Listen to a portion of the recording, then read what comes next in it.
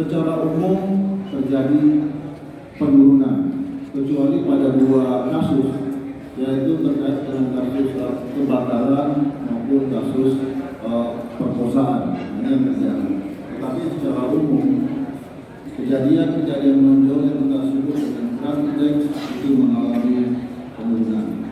Lalu terhadap masalah lalu lintas, kecelakaan lalu lintas kalau kita lihat antara 2018 dan 2019 memang terlihat ada peningkatan sebanyak 2019 kejadian atau sebesar 34%. Tetapi kalau kita lihat secara kualitas, fatalitasnya, di sini terjadi penurunan daripada angka kecelakaan lalu lintas yang mengakibatkan korban meninggal dunia. Kita bisa lihat hasil dari data yang ada. Itu sebanyak, kalau tahun 2018 sebanyak 568 orang meninggal dunia. Pada tahun 2019 ini turun menjadi 509 orang. Jadi secara umum memang kecelakaan itu meningkat, tetapi kalau kita lihat secara kualitas dia mengalami penurunan karena jumlah korban yang meninggal dunia itu mengalami penurunan. Mudah-mudahan dengan langkah-langkah inovasi-inovasi yang kita lakukan, baik itu drive, lane, dan lain sebagainya, tahun 2019 juga akan menurunkan, 2020 nanti akan menurunkan angka lalu lintas di wilayah hukum Polda Metro Jaya ini. Rekan-rekan sekalian,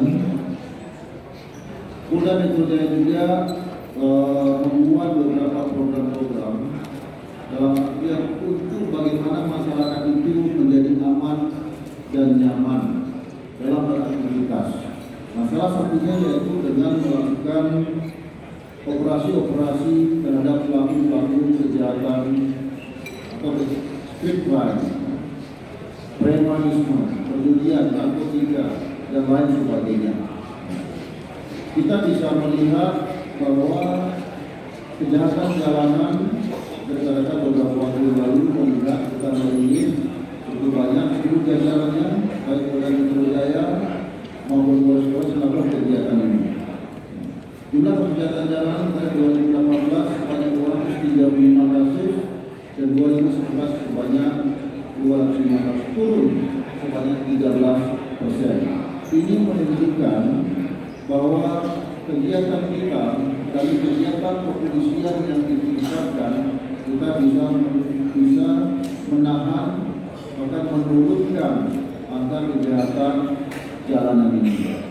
Insya Allah nanti ke depan dengan kita konsep kita semakin banyak menggunakan CCTV yang ada, ini merupakan salah satu langkah preventif dan preventif kita juga bisa menurunkan kejahatan jalanan ini. Di samping tentunya kegiatan-kegiatan kita melalui kegiatan kepolisian yang ditingkatkan.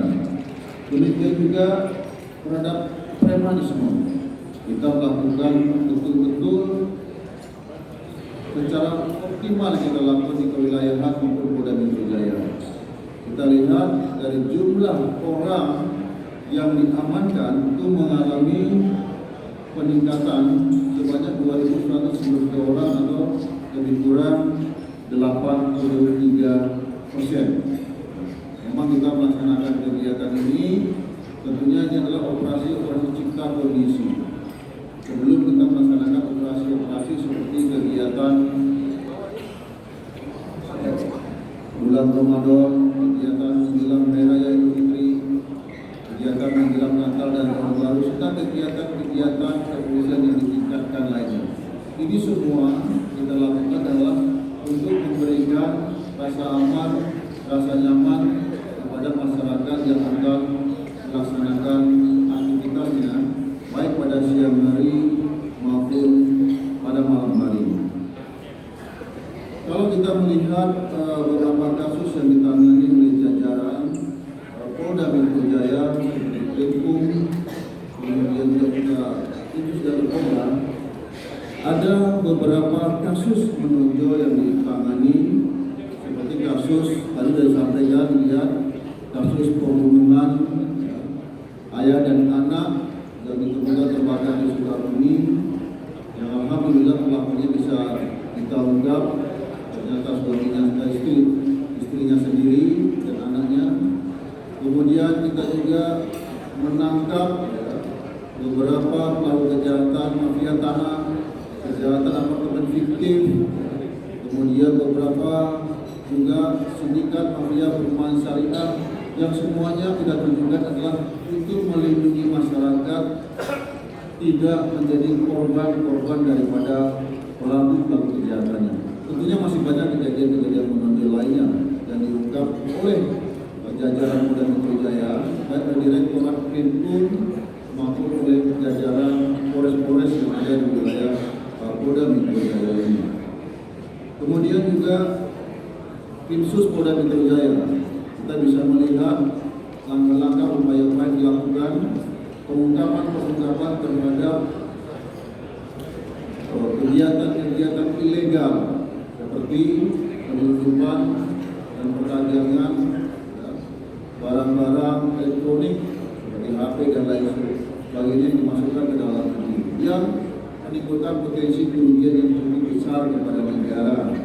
Kemudian kosmetik ilegal, kemudian juga termasuk tekstil dan kain-kain yang ilegal. Ini semua dilakukan penindakan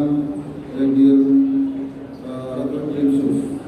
Kemudian juga narkoba juga demikian. Lakukan penindakan baik itu di Polda maupun di Polres.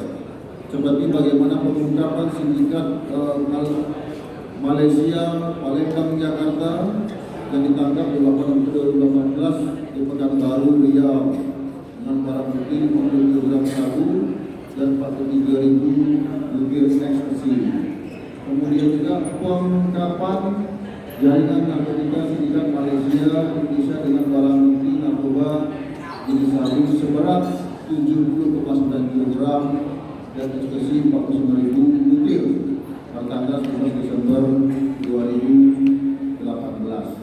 Nah, inilah dinamika di dalam gangguan Kamtibmas yang juga lantas yang terjadi di Polda Metro Jaya.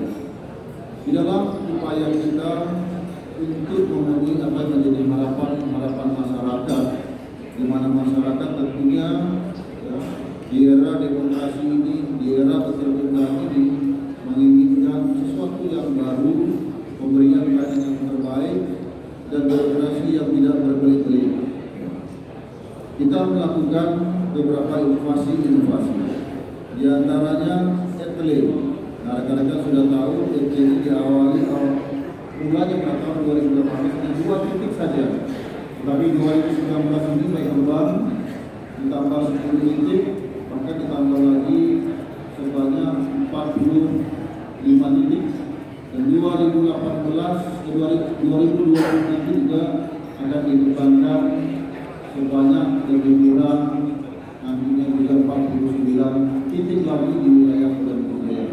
Sehingga nantinya etle ini akan bisa menimbulkan atau merubah budaya masyarakat yang selama ini mungkin sering melanggar, apakah rambu-rambu lalu lintas, tidak memasang sabuk pengaman, bahkan juga memainkan HP di dalam kendaraan, bisa merubah budaya itu.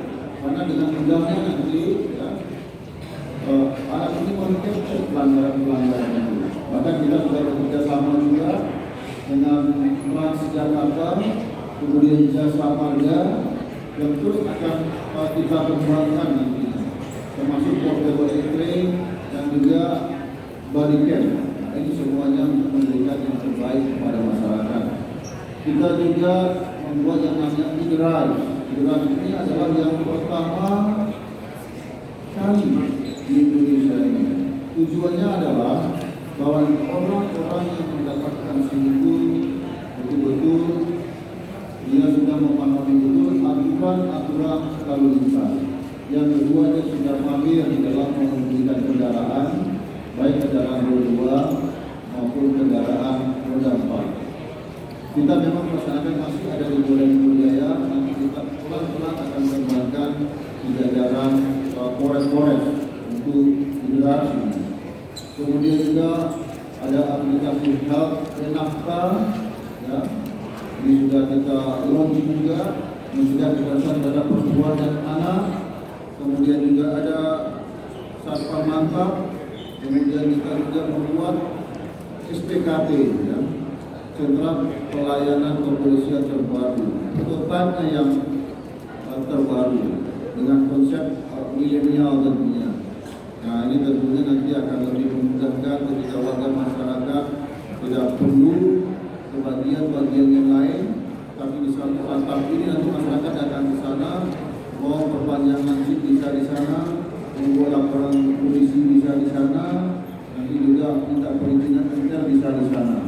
Kita akan maksimalkan tempat ini, semua perizinan akan ada di sana, sehingga